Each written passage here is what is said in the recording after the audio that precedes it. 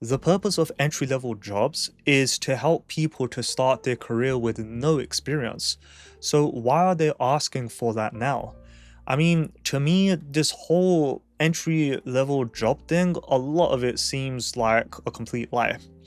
Now, I want to share with you as a job seeker my experience and the difficulties that I've been facing trying to get into an entry level position. And I also want to share something I've been considering, which would hopefully help me to overcome this issue. I graduated in 2022 with a degree in biomedical engineering, and it wasn't exactly related to tech. So I knew that I had to do more courses to build up my knowledge enough so that I could have enough to talk about in interviews, and hopefully it would be enough to get me a job. But that couldn't have been further from what I imagined.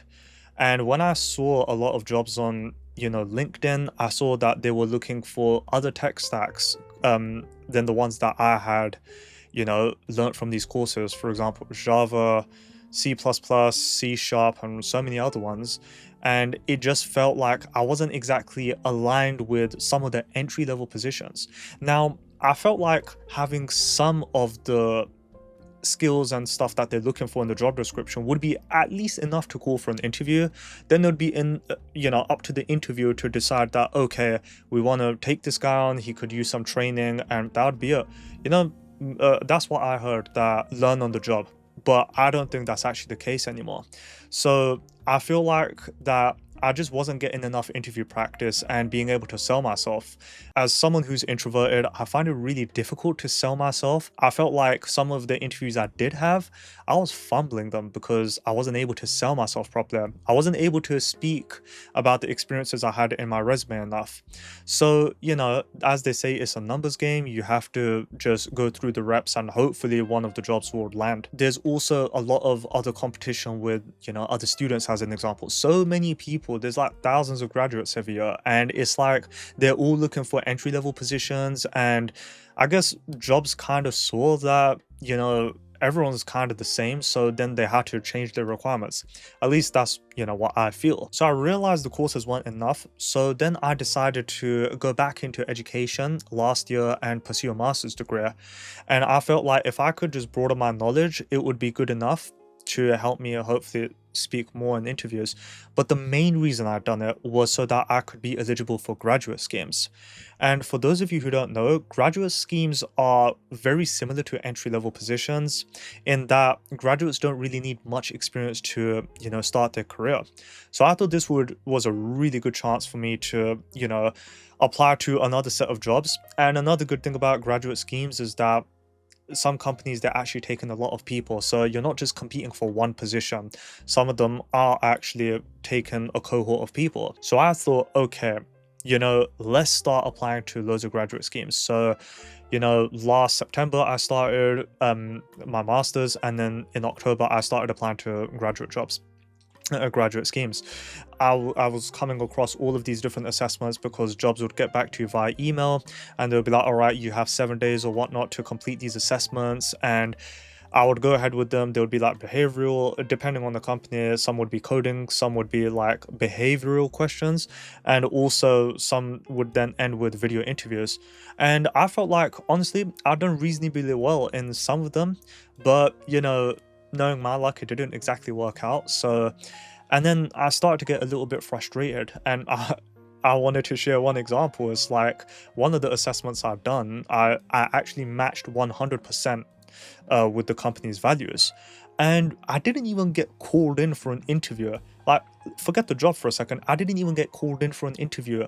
Like, and then I started to notice, okay, this is kind of bugging me out, because why is it that you might be a decent match somewhere, but there's something else that's letting you down? And I wasn't even getting called in for interviews. Again, there was no experience there for me. So then I noticed that maybe there's a larger issue at hand here.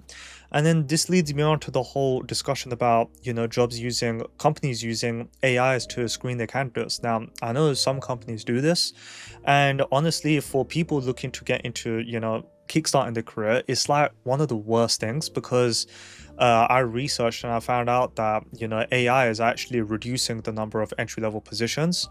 And also with the whole graduate scheme thing, like, there's thousands of graduates that graduate every single year, and so many of them are also looking for these entry-level positions and also graduate schemes.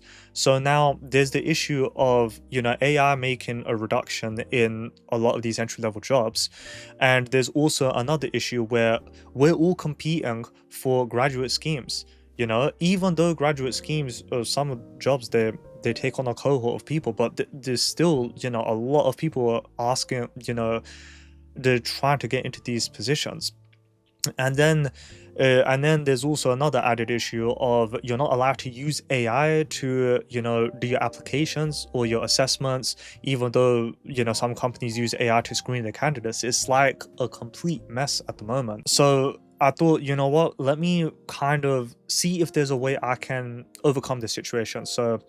And then I done some research and I found out, okay, maybe there's one potential route I could take. So I found out that I could potentially get into some internships. I thought I'll do a Google search, I would just find out what the requirements are. And some of them are quite reasonable. They don't require as much experience as, some other jobs do. And it's a little bit more aligned to, me trying to get into, a role for a specific amount of time to build up some experience. So I thought this is one potential route I could look at. I mean, there's some pros and cons. I mean, sometimes it is good that, they're a bit more easier to get into, but the cons is you don't really have full-time employment, and also, again, it's just very competitive because a lot of people are looking to build up that experience, especially, if you're studying undergrad, there's loads of people that are going to be doing these sort of things. So that's kind of the route I'm looking at the moment. I'm going to consider it if things just appear to be like this for a set amount of time. But I was just really annoyed to find out that entry-level jobs are really just difficult to get into. And especially it's been frustrating because I've been trying to do this for 4 years, and I thought, by now I would have at least gotten into a position, through a lot of these applications that I've done. But the struggle is still going on. So let's see how things go as of now. So to wrap up this video, I just wanted to ask, like, if you're a job seeker at the moment and you've been trying to kickstart your career, like, what have you noticed? Like, how have you been able to handle this situation? Are you landing interviews? Have you noticed that, you're struggling to get interviews? And if any of you have landed, entry-level position, like, how did you manage to do it? I mean, I would really love if you could leave, comments down below, so that, I could just read them and see what you guys are doing about this. And one last note, I did actually go through the recruitment agency route, but things didn't exactly work out the way I thought they would, which is why I made this video over here discussing, my struggles and what I've been doing over, the past 11 months.